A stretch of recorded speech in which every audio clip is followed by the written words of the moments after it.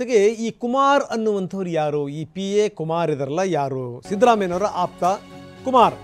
ಈ ಕುಮಾರ್ ಈ ಪಾರ್ವತಿಯವರ ಪತ್ರ ಇತ್ತಲ್ಲ, ನಕಲಿ ಪತ್ರ ಅಂತ ಹೇಳಲಾಗ್ತಾ ಇತ್ತಲ್ಲ, ಆ ಪತ್ರಕ್ಕೆ ಸಹಿ ಹಾಕಿದ್ರಂತೆ. ನಿವೇಶನಕ್ಕೆ ಅರ್ಜಿ ಹಾಕಿದಂಥವರು ಪಾರ್ವತಿಯವರು, ಸಹಿ ಹಾಕಿದ್ದು CT ಕುಮಾರ್ ಅಂತ. CT ಕುಮಾರ್ ಅವರ ವಿಚಾರಣೆ ಇವತ್ತು ನಡೀತಾ ಇದೆ. ನಿನ್ನೆ ಬೆಂಗಳೂರಿನಲ್ಲಿ ED ಅಧಿಕಾರಿಗಳು ವಿಚಾರಣೆ ಮಾಡಿದ್ದಾರೆ. 14 ಸೈಟ್ ವಿಚಾರಕ್ಕೆ ಸಂಬಂಧಪಟ್ಟಂಗೆ ED ಪ್ರಶ್ನೆಗಳ ಸುರಿಮಳೆಯನ್ನು ಹಾಕಿದೆ. CM ಪತ್ನಿ ಅರ್ಜಿಗೆ ಸಹಿ ಮಾಡಿ ಇದೇ ಆಸಾಮಿ ಎಡವಟ್ಟು ಮಾಡಿದ್ದ ಅಂತ. ಕ್ರಯಕ್ಕೆ ಅರ್ಜಿ ಹಾಕುವಂಥ ಸಂದರ್ಭದಲ್ಲೂ ಕೂಡ ಈತ ಸಹಿ ಹಾಕಿದ್ದ.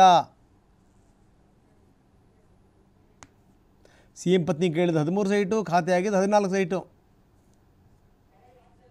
CM ಪತ್ನಿ ಪಾರ್ವತಿ ಹೆಸರಲ್ಲಿ ಅರ್ಜಿ ಹಾಕಿ 13 ಸೈಟ್ಗಳಿಗೆ ಅರ್ಜಿ ಹಾಕಿದಂಥವರು.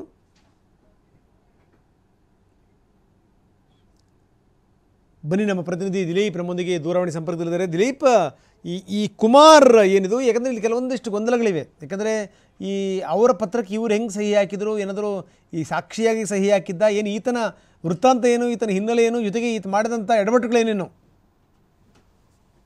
ಈ ಕುಮಾರ್ ಏನಿದಾನೆ, ಇದು CM ಸಿದ್ದರಾಮಯ್ಯನವರು ಮತ್ತೆ ಯತೀಂದ್ರ ಅವರ ವ್ಯವಹಾರಗಳನ್ನ, ಅಂದ್ರೆ ಪರ್ಸನಲ್ ವ್ಯವಹಾರಗಳನ್ನ ಸಂಪೂರ್ಣವಾಗಿ ನೋಡ್ಕೊಳ್ತಾ ಇರುವಂತದ್ದು. ಅದರಲ್ಲೂ ಕೂಡ ವರ್ಣಾ ಕ್ಷೇತ್ರಗಳಲ್ಲಿ ಜನರ ಸಮಸ್ಯೆಗಳೇನಿದೆ ಅದನ್ನೆಲ್ಲವೂ ಕೂಡ ಅಟೆಂಡ್ ಮಾಡುವಂತದ್ದು ಇದೇ ಕುಮಾರ್ ಆಗಿರುವಂತದ್ದು.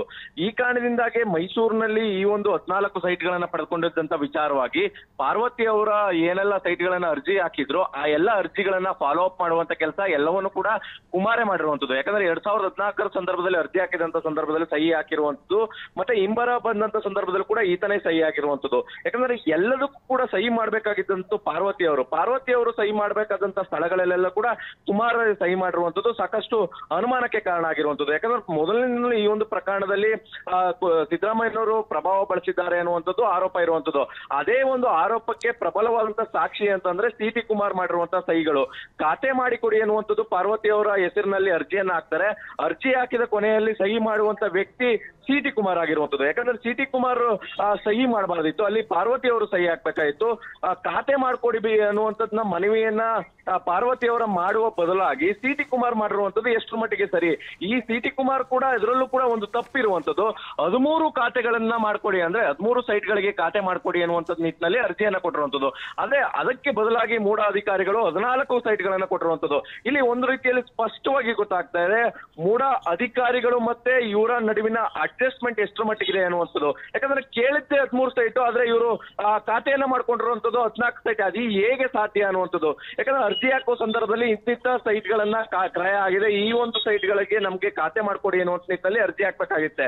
ಅದೇ ಒಂದು ಅರ್ಜಿಯಲ್ಲಿ ಇವರು ಬರೆದಿರುವಂತದ್ದು 13 ಸೈಟ್ಗಳ ಅಂದ್ರೆ ಸಂಖ್ಯೆಗಳನ್ನು, ಆದ್ರೆ 14 ಸೈಟ್ಗಳ ಖಾತೆ ಆಗಿರೋದು ಕೂಡ ಸಾಕಷ್ಟು ಅನುಮಾನ ಇರುವಂತದ್ದು. ಇದೆಲ್ಲವೂ ಕೂಡ ಅರ್ಜಿ ವ್ಯವಹಾರ ಮಾಡಿರುವಂತದ್ದು ಎಲ್ಲವೂ ಕೂಡ CT ಕುಮಾರ್. ಇದರಲ್ಲಿ ಪ್ರಮುಖವಾದಂತ ಸಾಕ್ಷಿ ಕೂಡ ಇದು ಸಿಗ್ತಾ ಇರುವಂತದ್ದು. ರಂಗನಾಥ್, ಧನ್ಯವಾದ ತಮ್ಮೆಲ್ಲ ಮಾಹಿತಿಗೆ.